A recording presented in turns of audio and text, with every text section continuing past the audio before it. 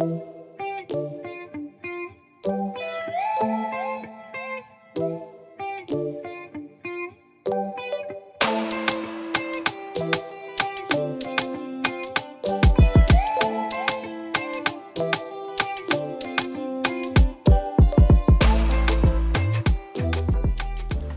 morning, we're back in the Amber Valley and we're in Ambergate. I've got Philip with me today. He's going to be showing me around some bits of the disused Cromford Canal. So there's the Cromford Canal going off towards Cromford in that direction. So canal, no canal, no canal, canal. So we're not going that way, so it's navigable, isn't it? That's a restored canal. Let's say. Yeah, all the way. So 5¼ miles according to the sign next to me. But in that way, it's disused, and we're gonna go and have a look exactly what we can find in that direction, and that's towards the Butterley and onwards to the Erewash Canal. Welcome to part 2 of 4 of my mini Amber Valley Derbyshire series. So in part 1 we looked at the George Stephensons Crouch tramway. In parts 3 and 4 we'll be looking at the Pye Bridge to Ambergate disused railway and the Butterley Gangroad tramway. So in this part 2, we're looking at the part of the disused section of the Cromford Canal from Ambergate to Butterley Tunnel. The canal was completed in 1794 but was severed in 2 sections upon the closure of the Butterley Tunnel in the early 1900s. If I can just borrow a map from the Friends of the Cromford Canal website, you can walk the entire 14½ miles of the Cromford Canal from Cromford to the Erewash Canal at Langley Mill and beyond. So here's a little insight on what you'll see and what to look out for on this disused section. Most people are probably more familiar with the popular section to the north of here between Cromford and Ambergate. So hopefully you'll get an idea of what else is available on the Cromford Canal. And I'll keep you up to date exactly where we are on this map as we go along.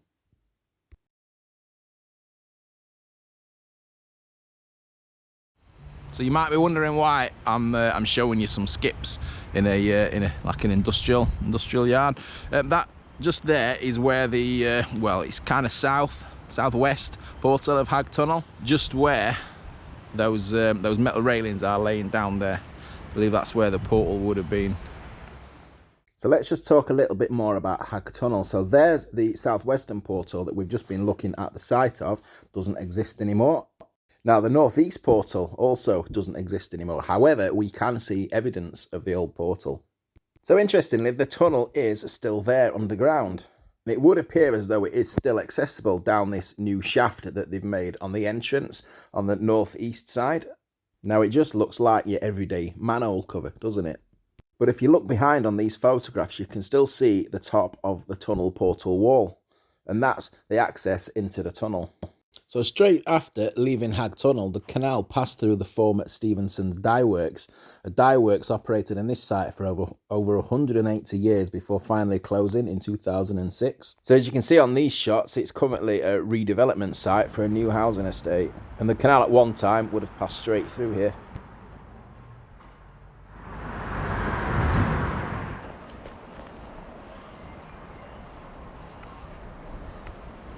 So we've come out of that housing estate being built underneath this bridge, which looks like it's been infilled there, and we're back on a little section of in water canal now. So this next little bit is quite a historic section. So we're just coming up to the Amber Wharf, and in the early days of the Butterley Gangroad, this would have been where that very early railway met up with the Cromford Canal. Now this is going to be part 4 of my series, so keep an eye out for that. We can see the wharf there listed on these old National Library of Scotland maps, but sadly on the canal there doesn't seem to be anything remaining of that old wharf.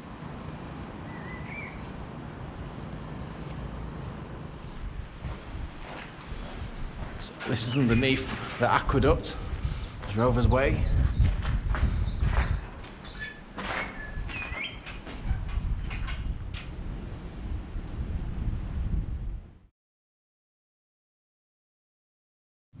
So we've just walked a short distance, so it's really windy on top of it. We're on top we're on top of quite a high banking. This is the approach to the Bulbridge Aqueduct.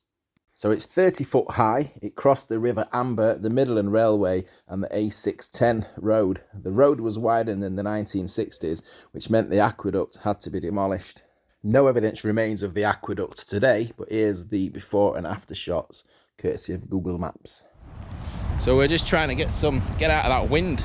Really windy on the top of that, and we're just heading down. So we're walking down exactly where that aqueduct went over the railway in that direction and then over the road.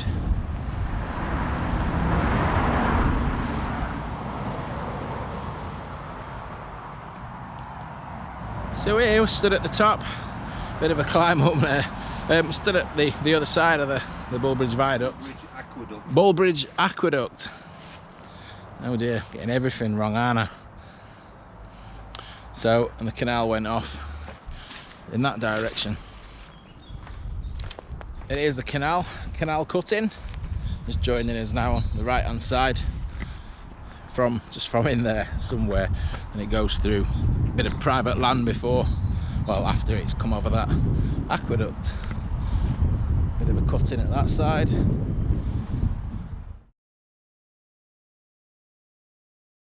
So here we go, this little bit of we thought it was a wharf, and I suppose it's kind of, but just get down amongst the nettles. This is Sawmills gauging stop. And I can't remember anything that sign just said. Well, what it said was the boats used to pull in here and they would check the depth, which would give the weight of the boat, and the charge that they'd make them pay is according to the weight that they've got on. So the guy used to have a cabin here, come out, check the weight, and they'd fill in the papers and charge them and carry on to the next one. So it's just like the weigh bridges you get. It's a weigh bridge. Yeah, on industrial estates and power stations and whatnot.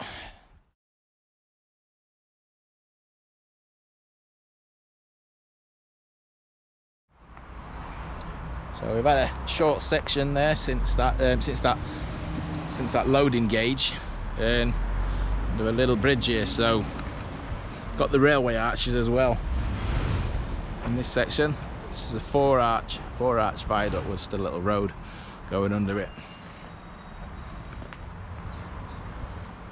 So we're back up on the towpath now, as you can see. Our canal beds completely disappeared. It's just leveled off now. It's been reclaimed by people's gardens. People are making good use of it, I suppose.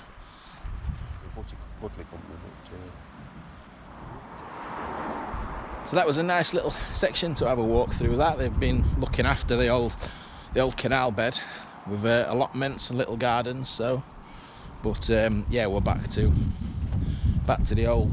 I don't think neglected is the right word, but the old disused empty cut.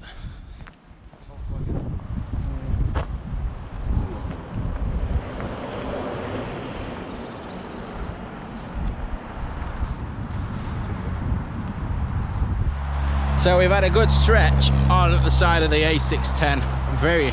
Very noisy road, lots of lorries. I wouldn't call it a canal walk as such. Not bad views on that side though, looking at the positives. So we've got the old railway line between Ambergate and Bridge joining us. That's what that retaining wall, we've been following it since Ambergate to some degree. The canal would be right down here underneath the wall. So this is Buckland Hollow. Yeah, Buckland, I've got that right. I've had every variation of that name. Buckley Hollow, Hollow Buck. Yeah, Buckland Hollow. Little tunnel.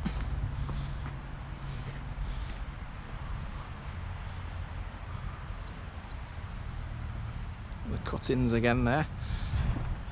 So again, it's infilled. Lots of rubbish. It's a bit dark in here. You get the idea. Out the other side. So that's just a road over the top of there, isn't it? That's it's not. Yeah.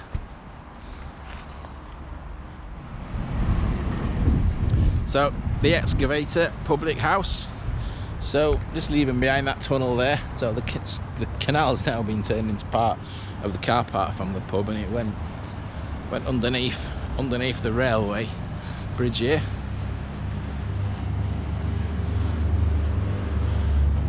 It's a bit of original wall on that side.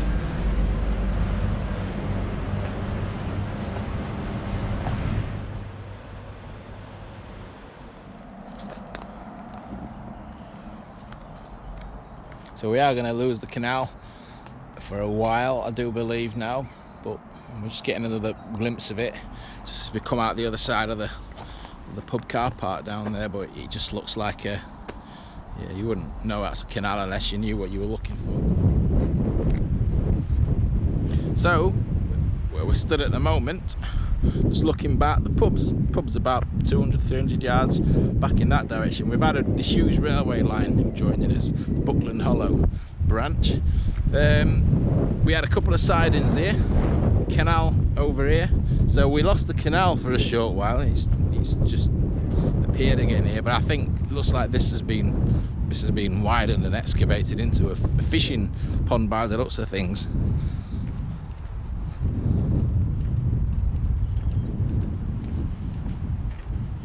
Yeah, another variation of that we've found of the use of the disused canal.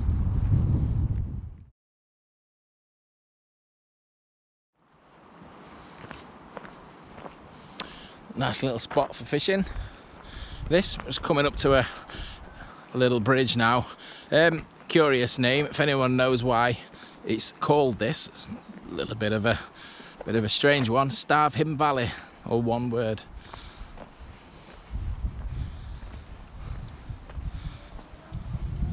Very strange. Who chose that name?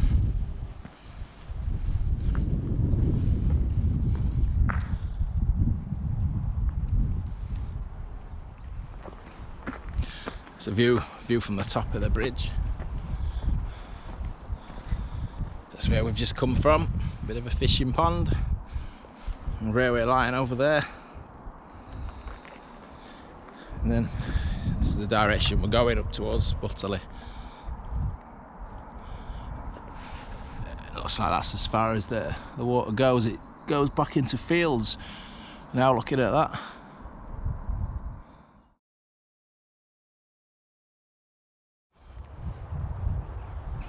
So the canal just come from over in that direction. Would you even know there's a canal through the middle of this field? You wouldn't, would you? But it's heading off down here, and I think we're going to be seeing a little bit more of the canal definition shortly.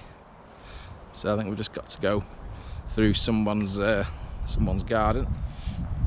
Horse followed one of the original horse. Original horses from the canal. Uh-oh. Hey, hello. Can we come past? A very wet nose. Maybe one of his relatives used to pull the barges down here. So this is Bridle Lane. It's where we see the canal from here onwards a bit more. Looks like we've got the top of a wall. I'm assuming it's the old bridge. So this is the canal now. You can see this bit of overgrowth. Lovely little cottages.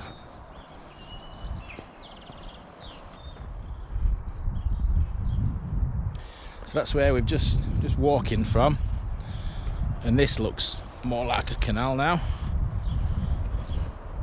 Towpath.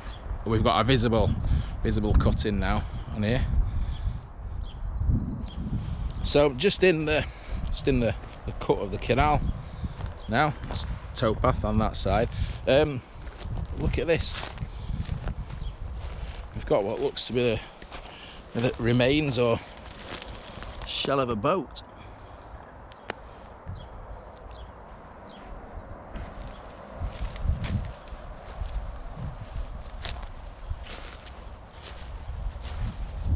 It's a long one. Yeah, remains of it scattered. So I'm suppose I'm stood in the boat at the moment. I've just come out of the nettles there, but it goes all the way down here. Look at that, it's just a shell of a boat now. And I presume that'd be the back. That's like a square at the back and the pointy bit at the front. I like my boat terminology: pointy bit, square bit. So there's the boat. We're back on the towpath now and leaving it completely bone dry, this section. So you'll notice we have got a little bit, tripping over tree root, we have got a little bit of water now in the canal, coming up to a bridge.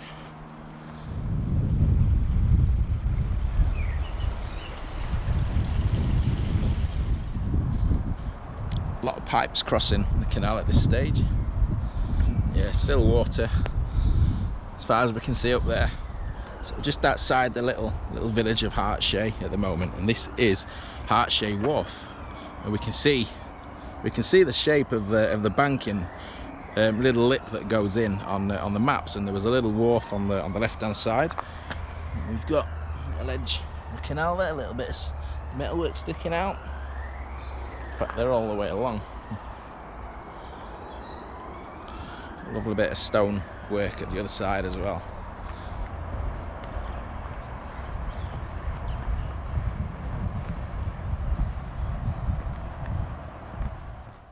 So I've been pronouncing it as Hartshay, but the correct pronunciation is probably Hartshay. Here is the Hartshay Wharf, visible on old maps from the early 20th century. A short railway line / tramway ran from the nearby Pentridge Colliery, where coal was then lowered onto the barges. For me, the most striking thing about this old photo is the size of the lumps of coal. So Hartshay Wharf, we had a little wharf with a few boats going off on the left hand side here. Nothing left now, but I'll show you on a map. And we also had some sidings coming down from Pentridge Colliery. That was part of the Butterley Works, Butterley Company. So onwards we go, but we're the route of the canal's rudely interrupted. We've got the A610 that's been built. Don't know when it's been built, but that's just severing the canal now. So we've got to go up quite a substantial amount of stairs to cross over that road, then drop back down on the other side. So we've just come down from the A610. Keep coming down here. And we should be picking up a little bit more canal now as we make our way up to Butterley Tunnel. And there we go. A bit stagnant.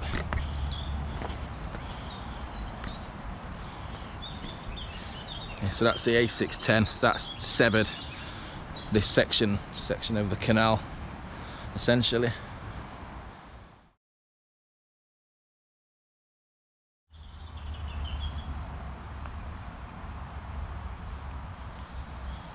So we're going off in that direction, so we'll head off up towards Butterley Tunnel now.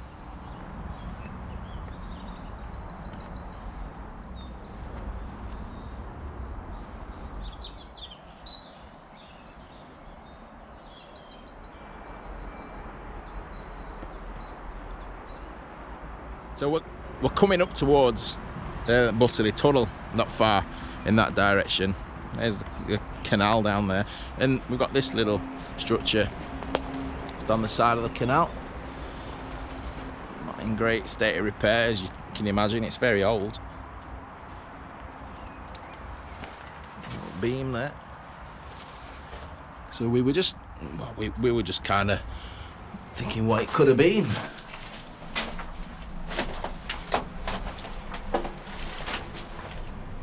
Lots of cobwebs.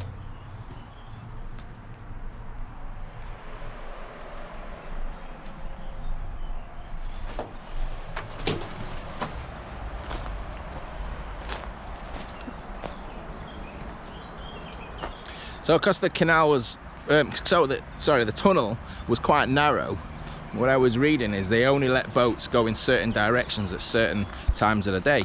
So that could have been somewhere where boat crews maybe rested or waited until it was their turn to go through the tunnel.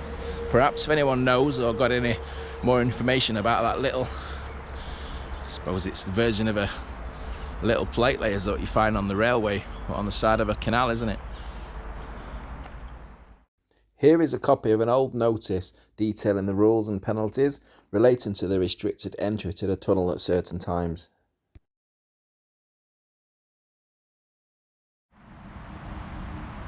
Right, you're joining us at the end of the Cromford Canal journey for today.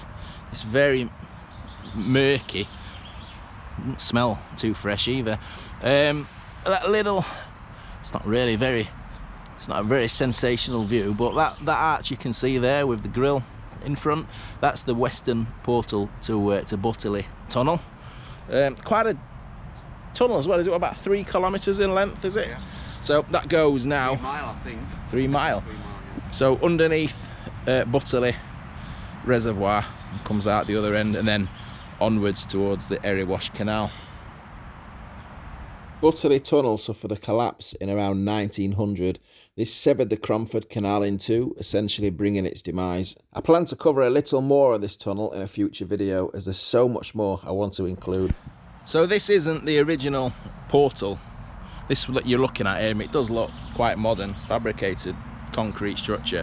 This is the third incarnation of this portal, so they've had to move it when they built the Midland Railway and when they built the A38, which is just at the top of the banking just there. So in conclusion, a route full of history, and I'm sure there's plenty more to get stuck into that I missed along the way today. So I'll sign off there. Hope you enjoyed the video. It was a lot of fun to put together, and thanks again to Philip for taking me around and showing me everything today. So as always, thanks for watching, take care, and I'll see you soon.